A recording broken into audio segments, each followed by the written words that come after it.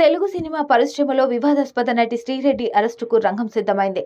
Social media, యూట్యూబ్లో రాజకీయ నేతలపై అసభ్య కామెంట్స్ చేసిన ఈ తారపై కర్నూలులో కేసు నమోదు కావడంతో ఆమెను అదుపులోకి తీసుకునేందుకు పోలీసులు సిద్ధమయ్యారు. ఏ క్షణంలోనైనా ఆమెను అరెస్టు చేసి విచారించే అవకాశం ఉందని పోలీసు మీడియా వర్గాల కథనాలు వెలువడుతున్నాయి. తెలుగు మీడియాలో శ్రీరెడ్డి యాంకర్గా కెరీర్ ప్రారంభించారు. సాక్షిలో న్యూస్ రీడర్గా పనిచేశారు. ఆ తర్వాత సినీ రంగంలోకి ప్రవేశించి పలు చిత్రాల్లో నటించారు.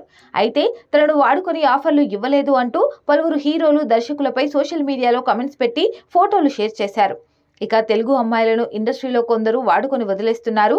ఔత్సాహిక తెలుగు యువతులకు అవకాశాలు ఇవ్వడం లేదు కాబట్టి వారికి న్యాయం చేయాలని ఫిలిం ఛాంబర్ వద్ద అర్ధనగ్నంగా నిరసన వ్యక్తం చేయడం సంచలనం రేపింది.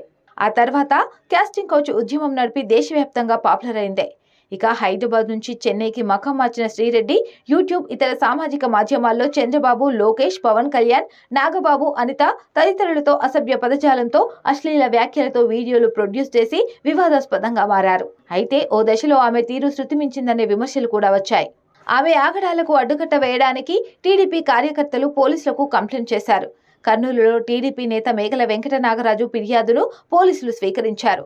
BNS act section 352, 353, IT act 2000, 2008 section 66 కింద కేసు నమోదు చేశారు. ఈ ఫిర్యాదుతో పాటు కొన్ని ఆధారాలు కూడా సమర్పించారు. ఈ ఆధారాలు రుజువైతే 2 నుంచి 3 సంవత్సరాల జైలు శిక్ష పడుతుందని లీగల్ నిపుణులు తేల్చారు.